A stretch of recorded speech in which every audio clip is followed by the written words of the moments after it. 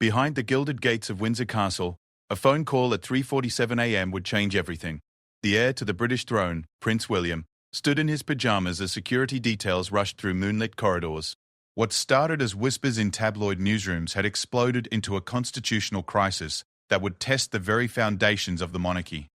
By dawn, millions would wake to headlines that shook the Commonwealth. The Prince of Wales faced a choice that no royal training had prepared him for: protect his family's secrets or save the crown itself. In the digital age, where scandals spread faster than wildfire and public opinion can topple institutions overnight, William discovered that being born to rule meant nothing if you couldn't earn the right to lead. This is the untold story of 48 hours that redefined the British royal family forever. A story of courage found in crisis, of a future king who learned that true leadership isn't inherited, it's proven when everything you hold dear hangs in the balance. The crown was never heavier than it was in 26, and William was about to discover if he was strong enough to carry it. The first sign of trouble came not through official channels, but through a text message that would make Prince William's blood run cold. At exactly 11:47 p.m. on a seemingly ordinary Tuesday in March 2026, his phone buzzed with a message from his private secretary that simply read, "Sir, we have a situation. Please call immediately." William had been reviewing briefing papers for his upcoming visit to South Africa when the message arrived. Catherine was already asleep beside him, exhausted from a full day of royal engagements across London. The soft glow of his phone illuminated their bedroom at Kensington Palace, where family photos lined the dresser and children's artwork hung proudly on the walls. This was their sanctuary, the one place where they could simply be William and Catherine rather than the Prince and Princess of Wales. The phone call that followed would shatter that peace forever. His private secretary's voice was tense, carefully controlled in the way that palace staff had perfected over decades of managing royal crises. "Sir, we've received word that several major news outlets are preparing to run coordinated stories tomorrow morning. The content, it involves multiple members of the family." William felt his stomach drop. In the modern age of social media and instant communication, royal scandals didn't unfold slowly like they had in his grandmother's era. They exploded across the digital landscape with devastating speed and accuracy. "How bad?" he asked, though part of him already knew the answer from the tremor in his secretary's usually steady voice. "Sir, I think it's best if we discuss this in person. Can you come to the office?" The drive through London's empty streets gave William time to think, though his mind raced with possibilities. The past year had been challenging for the royal family. His father, King Charles III, had been dealing with ongoing health issues that had kept him largely out of the public eye. The burden of royal duties had increasingly fallen on William's shoulders, a responsibility he had embraced but one that came with immense pressure. The palace corridors echoed with his footsteps as he made his way to the crisis management room, a secure space deep within the building where the family's most sensitive matters were handled. Inside, he found not just his private secretary, but also the palace's head of communications, the family's legal advisor, and most concerning of all, representatives from the Metropolitan Police's Royal Protection Unit. The briefing that followed was unlike anything William had ever experienced. Over the next 2 hours, he learned that investigative journalists from 3 different countries had been working together on what they called Operation Crown Jewels, a coordinated effort to expose what they claimed were serious irregularities in royal finances, personal conduct, and institutional practices. The allegations were staggering in their scope and detail. Financial investigators had uncovered questionable transactions linked to royal properties and investments. Personal conduct allegations involved multiple family members and spanned several years. Most damaging of all were claims about institutional cover-ups and the use of royal influence to silence critics and suppress unfavorable coverage. As dawn approached, William found himself facing the kind of crisis that had historically brought down monarchies. The evidence presented to him was detailed, well-sourced, and appeared to have been gathered over months, if not years, of careful investigation. This wasn't tabloid gossip or speculation. It was serious journalism backed by documents, financial records, and multiple sources. The communications team had already begun damage control, reaching out to editors and attempting to negotiate delays or modifications to the planned coverage. But the journalists involved had anticipated this response and had carefully structured their investigation to be legally bulletproof. They had followed every ethical guideline and had given the palace multiple opportunities to respond to their questions. Opportunities that had been largely ignored or deflected. By 6 a.m., advance copies of newspapers were already being distributed across London. The internet had begun buzzing with rumors and leaked information. Social media algorithms were picking up on unusual royal-related search patterns. The storm was beginning, and William realized that traditional palace crisis management strategies were inadequate for the digital age reality they now faced. The weight of his position hit him fully as he stood in the crisis room, surrounded by advisors whose faces reflected the gravity of the situation. He was no longer just Prince William, second in line to the throne. He was the de facto leader of an institution under unprecedented attack, and every decision he made in the coming hours would determine not just his own future, but the future of the monarchy itself. His phone buzzed again. This time it was a message from Catherine, who had woken to find him gone. "Where are you? Is everything all right?" The simple question from his wife reminded him of what was truly at stake.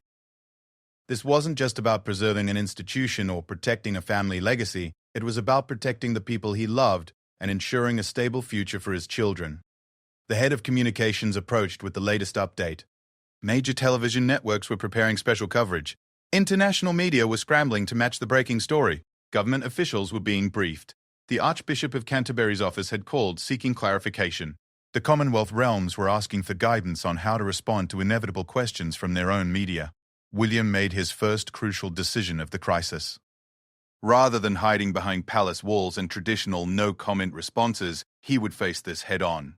He instructed his team to prepare for full transparency and cooperation with legitimate media inquiries. This was a radical departure from decades of royal protocol, but he understood that the old ways of managing royal crises were no longer viable in an age where information traveled at the speed of light. The next few hours would test every aspect of his preparation for kingship. His military training had taught him to remain calm under pressure. His years of royal duties had shown him how to project stability and confidence even in difficult circumstances. His education had given him the analytical skills to break down complex problems and find solutions. But nothing had truly prepared him for the unique challenge of preserving a 1,000-year-old institution while adapting it for a 21st-century world. As the sun rose over London on what would become known as Black Wednesday in royal circles, William stood at the window of the crisis room looking out at a city beginning to wake up. Soon, millions of people would learn details about his family that had been carefully guarded for years. The carefully maintained image of royal perfection was about to be shattered, and it would be his job to pick up the pieces and build something new from the wreckage. His phone displayed dozens of missed calls and hundreds of unread messages. News vans were already gathering outside palace gates. Security had been quietly increased around all royal residences. The Prime Minister's office was requesting an urgent meeting. International allies were seeking reassurance about the stability of their key partner. The crisis was no longer theoretical or manageable through traditional means. It was real, it was immediate, and it required a response that would either save the monarchy or accelerate its decline. William took a deep breath, straightened his shoulders, and turned back to his team. The most important day in royal history since his grandmother's death was just beginning, and he was the only person who could navigate the family through it. The future of the British crown now rested entirely on the decisions he would make in the hours to come. The first headline appeared on the BBC News website at exactly 7 a.m. Royal family under investigation. Exclusive documents reveal financial irregularities. Within minutes, the story had been shared thousands of times across social media platforms. The digital avalanche had begun. William watched from the communication center as real-time monitoring systems tracked the spread of the story across the globe. What had taken days or weeks to unfold in previous royal crises was now happening in real time, with updates, commentary, and speculation flooding the internet faster than any human response could match. The journalists had timed their revelations perfectly. The stories broke simultaneously in the United Kingdom, Australia, Canada, and the United States, ensuring global coverage and making it impossible for the palace to contain the damage to any single market or time zone. Each publication had focused on different aspects of the investigation, creating a comprehensive picture that was far more damaging than any single story could have been. Catherine arrived at the palace shortly after 8 a.m., having left their children with trusted staff at Kensington Palace. Her usual composed demeanor showed cracks of strain as she absorbed the scale of the crisis. "How bad is it really?" she asked William privately, away from the assembled crisis team. William's answer was honest and direct. The allegations included financial improprieties dating back over a decade, involving offshore investments and property transactions that appeared designed to minimize tax obligations. Personal conduct issues involved several family members and included allegations of using royal influence to silence critics and suppress negative coverage. Most seriously, there were claims that the institution itself had systematically covered up various incidents and had pressured government officials to avoid investigation. The evidence supporting these allegations appeared solid. Documents had been obtained through Freedom of Information requests, whistleblower disclosures, and careful financial analysis. Multiple sources had provided corroborating information. Legal experts consulted by the journalists had confirmed that the activities described appeared to violate both tax regulations and ethical guidelines governing public institutions. By 9 a.m., the palace switchboard was overwhelmed with media requests. Protest groups had begun gathering outside royal residences. Social media was filled with hashtags calling for royal accountability. Political opponents of the monarchy were demanding parliamentary investigations. International observers were questioning the stability of one of the world's oldest institutions. William's first public appearance of the crisis came at 10:30 a.m., when he emerged from Kensington Palace to address the gathered media. His decision to speak publicly rather than hiding behind written statements marked a significant departure from royal protocol. Standing before dozens of cameras and microphones, he looked directly into the lens of the BBC camera and spoke with calm determination. "I am aware of the serious allegations that have been made public today," he began, his voice steady despite the magnitude of the moment. "These matters deserve thorough investigation and complete transparency. As future king, I have a duty to ensure that the royal family operates with the highest standards of integrity and accountability." The brief statement sent shockwaves through both the media and the royal establishment. Previous royal responses to crises had been carefully crafted to avoid admitting any wrongdoing, while promising vague cooperation with appropriate authorities. William's approach was different.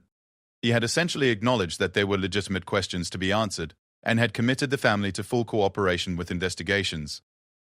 Inside the palace, senior advisors were divided on William's approach.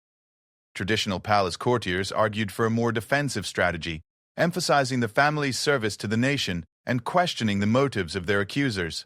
Younger communications specialists, however, supported William's instinct that transparency was the only viable path forward in the digital age. The immediate public response to William's statement was mixed but generally positive. Polling conducted throughout the day showed that while trust in the royal family had declined significantly since the morning's revelations, William's personal approval ratings remained relatively stable. The public appeared to appreciate his direct approach and willingness to address the crisis head-on. International reactions were more concerning. Government officials in Commonwealth realms were facing difficult questions about their continued association with the British Crown. Republican movements in Australia and Canada saw the crisis as an opportunity to advance their causes. Financial markets showed nervousness about potential political instability in one of the world's major economies. Behind the scenes, William was coordinating with government officials to ensure that the crisis didn't spill over into broader constitutional questions. The Prime Minister's office was working to separate the government's operations from the royal family's personal affairs, but the interconnected nature of British institutions made this challenging. The afternoon brought new developments as investigative teams from multiple news organizations published follow-up stories with additional details. Financial experts began analyzing the documents that had been made public, confirming that the tax strategies employed appeared to push the boundaries of legal acceptability. Legal scholars debated whether some of the alleged activities might constitute criminal violations. Social media sentiment analysis showed that younger generations were particularly critical of the royal family's conduct, while older Britons remained more supportive despite their concern about the allegations. This generational divide reflected broader debates about the monarchy's relevance in modern Britain and raised questions about the institution's long-term viability. William spent much of the afternoon in private meetings with individual family members, seeking to understand the full scope of the crisis and coordinate a unified response. These conversations were difficult, as some family members had been directly implicated in the allegations, while others had been kept unaware of potentially problematic activities. The king's health complications added another layer of complexity to the crisis. Palace medical advisors recommended minimal stress and a limited role in crisis management, effectively placing the entire burden on William's shoulders. This situation highlighted the institutional vulnerability that had developed as Charles's health had declined and William had gradually assumed more responsibilities. Evening news broadcasts led with comprehensive coverage of the royal crisis, bringing the story to millions of viewers who might have missed the morning's online coverage. Television journalists provided context and analysis that helped the public understand the broader implications of the allegations. International news networks framed the story as a potential turning point for one of the world's most famous monarchies.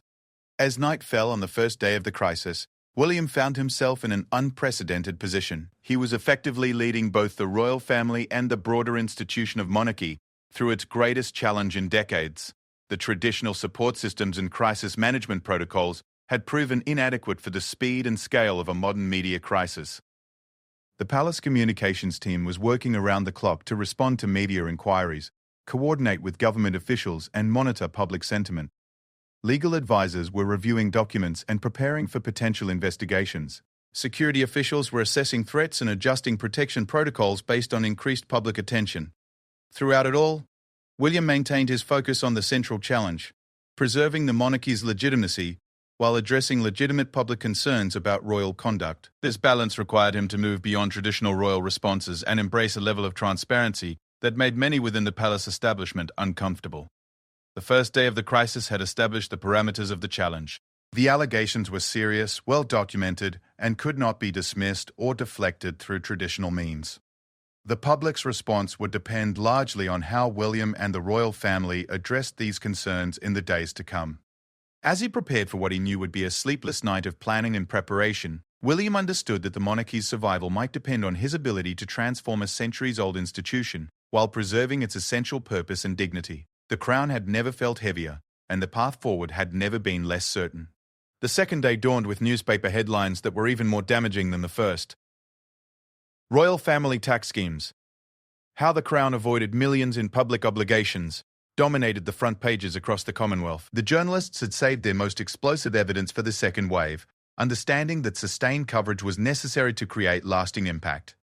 William's day began at 5 a.m., with an emergency briefing from his legal team. Overnight analysis of the published documents had revealed that some of the financial arrangements dated back to his late grandmother's reign, meaning the current crisis had roots stretching back decades.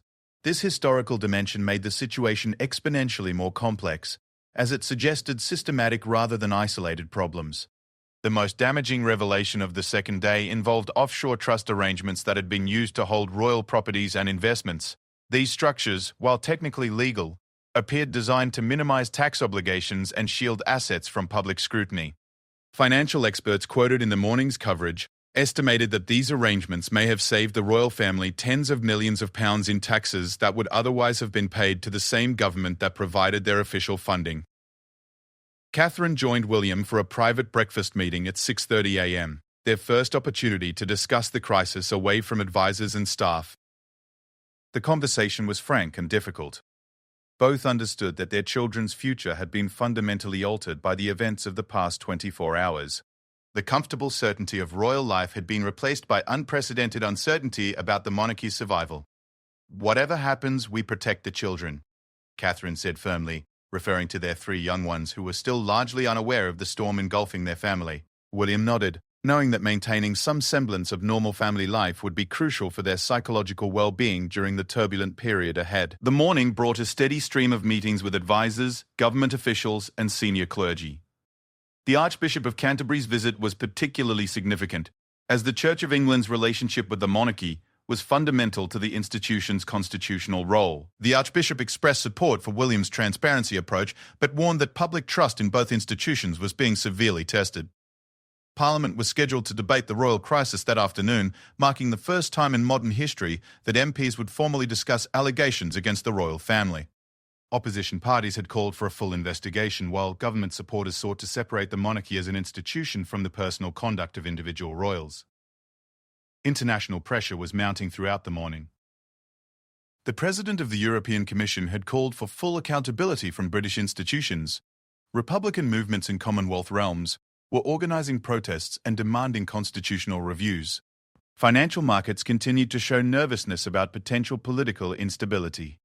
William's most difficult challenge came at 11 a.m., when he met privately with representatives from the Treasury and His Majesty's Revenue and Customs. The government officials had been tasked with conducting a preliminary review of the financial allegations and had concluded that formal investigations would be necessary.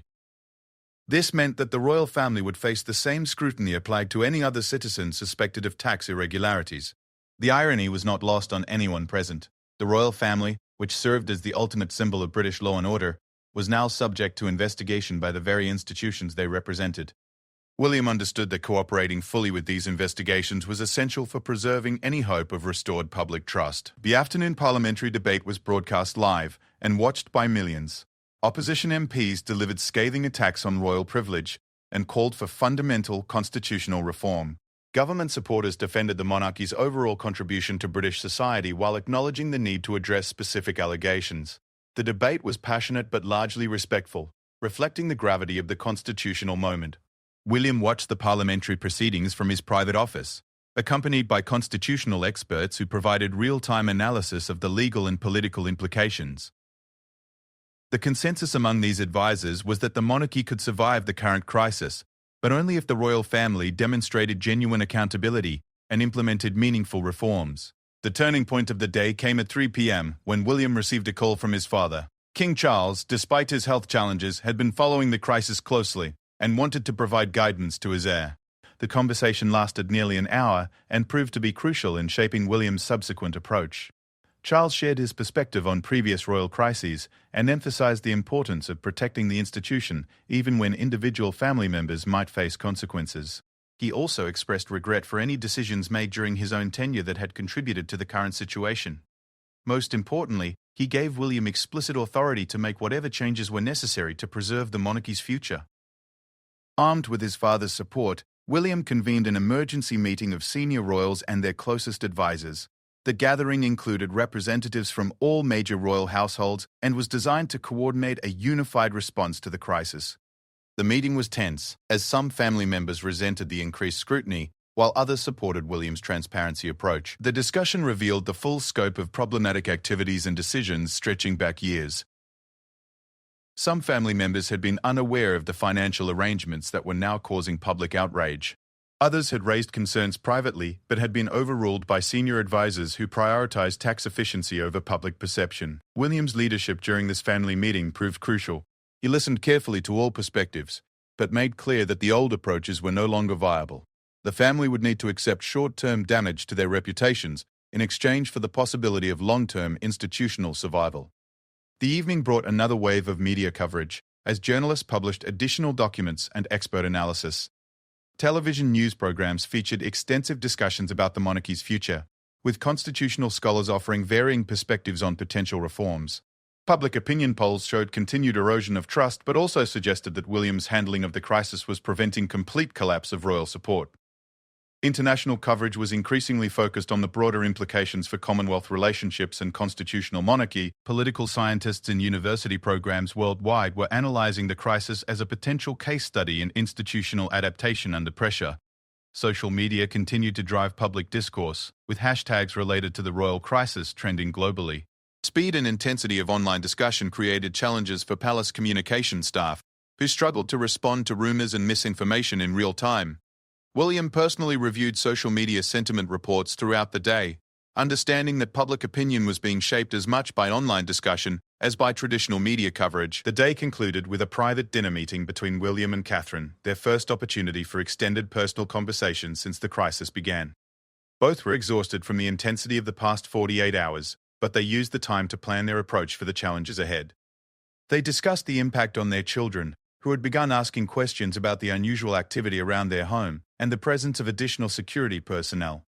William and Catherine agreed to maintain as much normal routine as possible while preparing age-appropriate explanations for the public attention their family was receiving.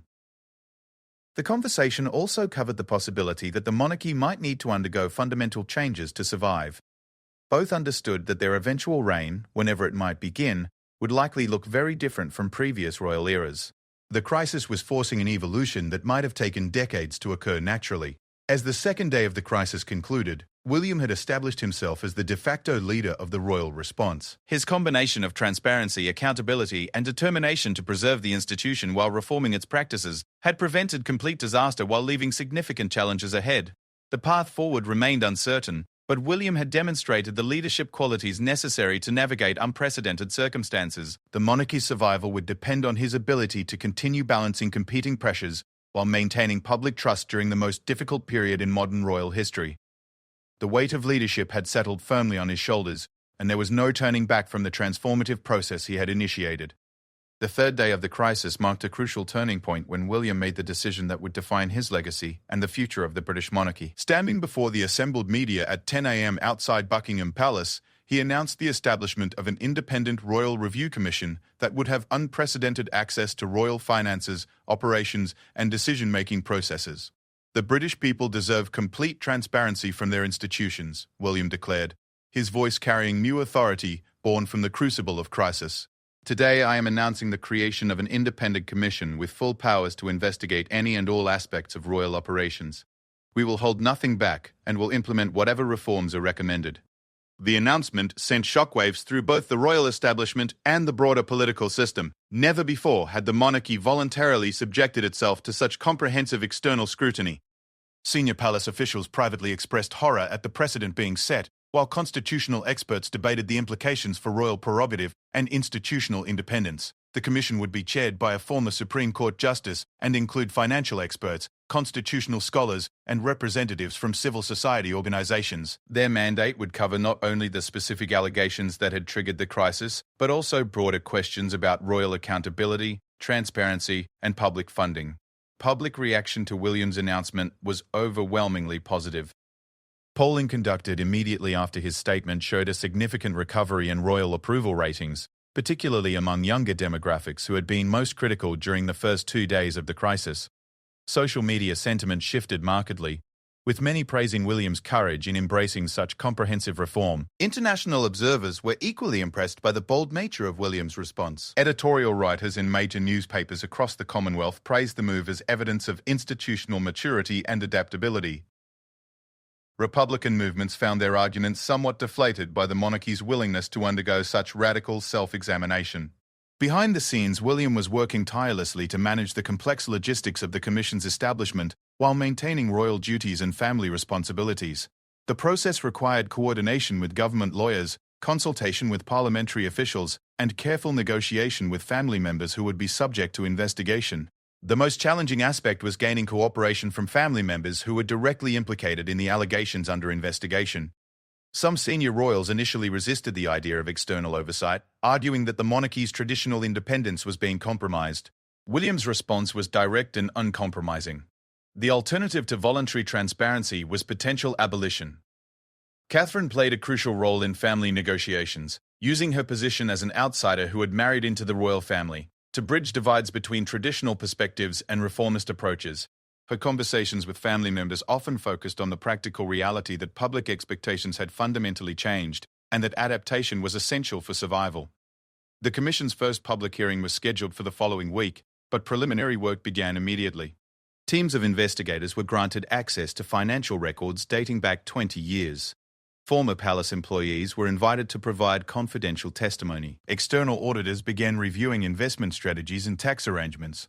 The thoroughness of the investigation surprised even William's closest advisors. Documents were being analyzed by forensic accountants who typically worked on major corporate fraud cases. Constitutional experts were examining the legal basis for various royal privileges and exemptions. Public administration specialists were reviewing operational procedures and decision-making processes. International legal experts were brought in to provide comparative analysis of how other constitutional monarchies handled transparency and accountability.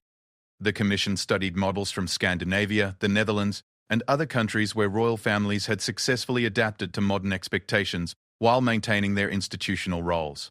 The investigation's scope expanded as preliminary findings revealed additional areas of concern. Investment strategies that had seemed reasonable when implemented years earlier now appeared questionable in light of current ethical standards. Operational procedures that had developed organically over decades were found to lack proper oversight and accountability mechanisms. William spent considerable time during this period preparing for his own testimony before the Commission. Unlike previous royal appearances before parliamentary committees or public inquiries, this would involve detailed questioning about personal decisions, financial arrangements, and institutional practices. His legal advisors warned that the questioning would be rigorous and that there could be no reliance on traditional royal dignity to avoid difficult topics. The preparation process was itself transformative for William. Reviewing decades of royal operations from an external perspective revealed patterns and problems that had been invisible from inside the institution.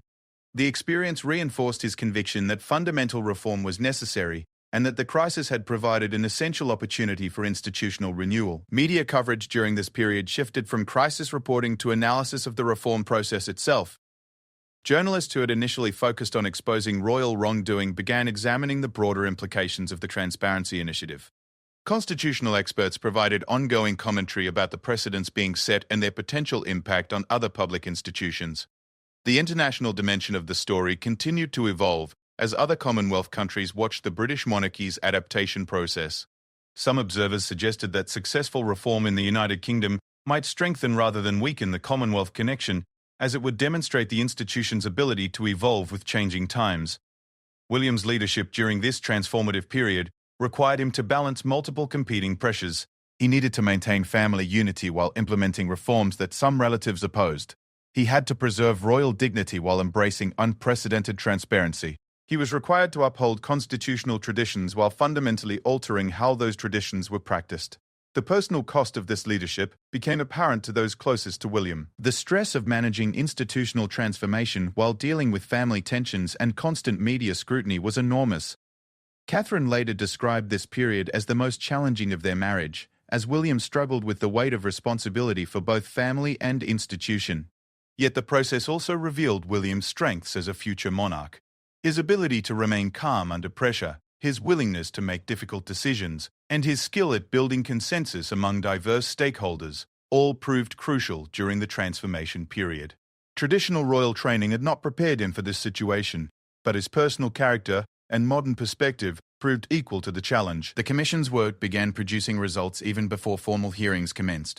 Preliminary recommendations included immediate changes to financial reporting procedures, enhanced oversight of royal investments, and new protocols for managing potential conflicts of interest. William announced that these recommendations would be implemented immediately, demonstrating his commitment to meaningful reform rather than cosmetic changes. Public engagement with the reform process exceeded all expectations. Town hall meetings were organized across the country to gather citizen input on royal accountability measures. Online platforms were established to receive suggestions and comments from the public. University students were invited to submit research papers on constitutional monarchy in the modern era. This unprecedented level of public participation in royal reform created a sense of national conversation about the monarchy's future role.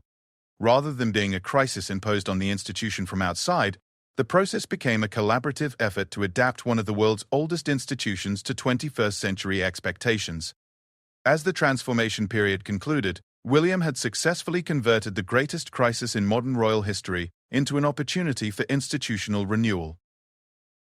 The monarchy that would emerge from the investigation would be fundamentally different from its predecessors, more transparent, more accountable, and more directly connected to the public it served. The risk William had taken in embracing such comprehensive reform was enormous, but the alternative had been institutional decline and potential abolition. By the end of this transformative period, the foundations had been laid for a modernized monarchy that could maintain its constitutional role while meeting contemporary expectations for public institutions. The future remained uncertain, but William had demonstrated that even ancient institutions could adapt and survive when led by individuals willing to embrace necessary change, regardless of personal or institutional cost. 6 months after the crisis that nearly toppled the British monarchy, Prince William stood before Parliament to present the final report of the Independent Royal Review Commission. The document in his hands represented the most comprehensive examination of royal operations in the institution's 1,000-year history, and contained recommendations that would fundamentally alter how the monarchy operated in the modern era. The parliamentary chamber was packed as William began his address, marking the first time a future monarch had voluntarily appeared before the full legislature to account for institutional conduct. His presence represented not just personal accountability, but a symbolic transfer of authority from ancient privilege to democratic legitimacy. 6 months ago, this institution faced its greatest crisis in modern times. William began, his voice carrying the gravitas that months of leadership under pressure had given him. Today I stand before you not to defend past mistakes, but to present a roadmap for a monarchy that serves the British people with complete transparency and unwavering accountability. The Commission's findings were damning in some areas while revealing institutional strengths in others.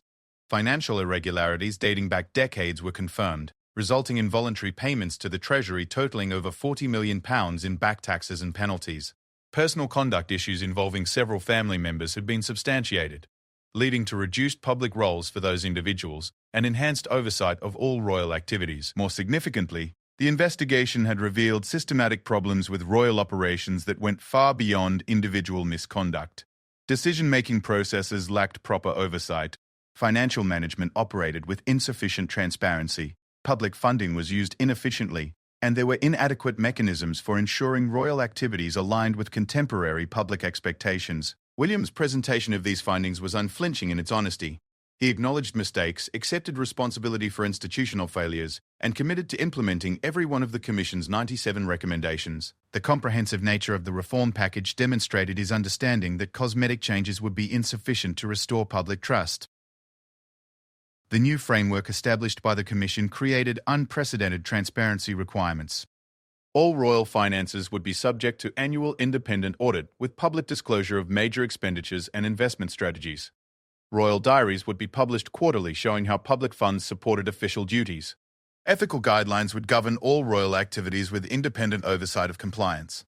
Perhaps most revolutionary was the establishment of a permanent Royal Accountability Board, with authority to investigate complaints, monitor compliance with ethical guidelines, and recommend sanctions for violations. The board would include representatives from Parliament, civil society, and the general public, ensuring ongoing democratic oversight of royal operations.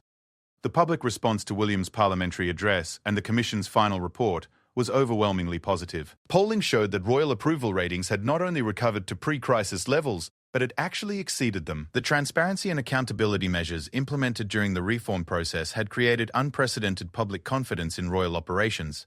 International reaction was equally favourable. Constitutional monarchies worldwide began studying the British reform model for potential adaptation to their own systems.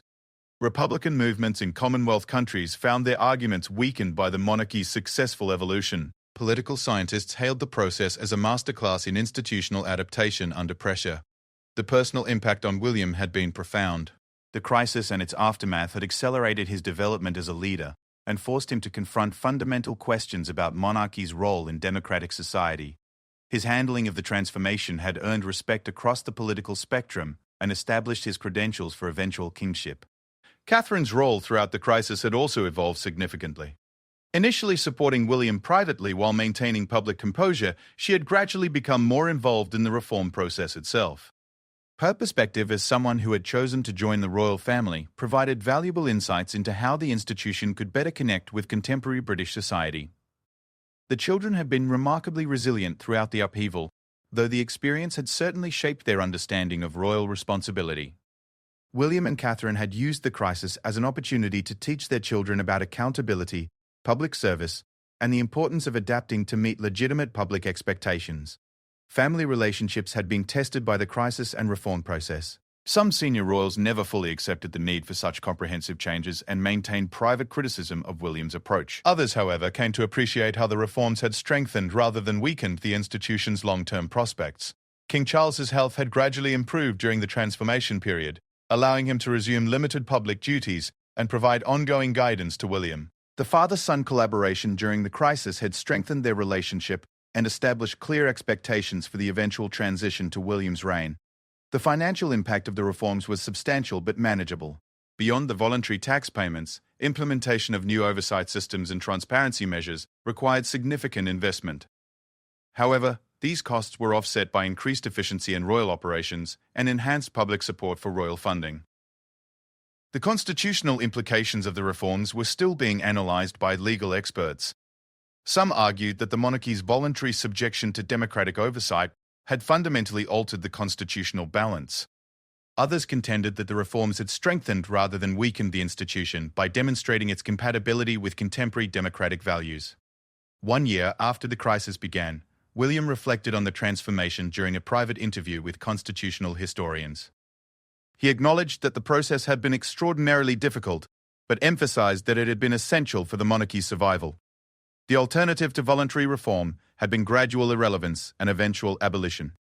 The lessons learned during the crisis had broader implications for institutional leadership in the modern era. William's willingness to embrace transparency, accept accountability, and implement comprehensive reforms had demonstrated how ancient institutions could adapt to contemporary expectations without losing their essential character. The reformed monarchy that emerged from the crisis was recognizably the same institution that had served Britain for centuries, but it operated according to principles that would have been unthinkable just years earlier. The combination of traditional ceremonial roles with modern accountability measures created a unique model for constitutional monarchy in the democratic age. Public engagement with royal activities increased dramatically following the reforms. Quarterly financial reports were widely read and discussed. Citizens felt empowered to ask questions about royal activities through newly established feedback mechanisms. The monarchy had become more accessible while maintaining its dignity and constitutional role. Educational institutions worldwide began studying the British royal transformation as an example of successful institutional adaptation. Business schools examined the crisis management and change leadership aspects. Political science programs analyzed the constitutional and democratic implications. Public administration courses highlighted the transparency and accountability measures. As William looked toward his eventual accession to the throne, he understood that he would inherit an institution fundamentally different from the one his ancestors had led. The crown he would eventually wear would be lighter in some ways, freed from the burden of hidden practices and questionable arrangements, but heavier in others, weighted with unprecedented accountability and democratic legitimacy. The crisis that had begun with leaked documents and media investigations had ultimately strengthened rather than weakened the monarchy. By embracing rather than resisting necessary change, William had demonstrated that even the most traditional institutions could evolve to meet contemporary expectations while preserving their essential purpose and dignity. The British monarchy entering the latter years of the 2020s was more transparent, more accountable, and more directly connected to the people it served than at any point in its history. The transformation had been painful but necessary, and it had been accomplished through leadership that combined respect for tradition with courage to embrace essential change. The crown had been renewed, and the future king who would eventually wear it had proven himself worthy of the trust that democratic accountability requires. The 1,000-year institution would continue, but on terms that reflected 21st century values, while honoring its historical purpose and constitutional role. William's greatest test as a future monarch had ended not in defeat but in triumph. The triumph of institutional adaptation over institutional decline, of democratic legitimacy over inherited privilege, and of transparent accountability over traditional opacity. The monarchy's future was more secure than it had been before the crisis, built on foundations that could withstand the pressures of the modern democratic era. The prince who had stepped up during the darkest hours had emerged as the king the nation would need for the challenges ahead.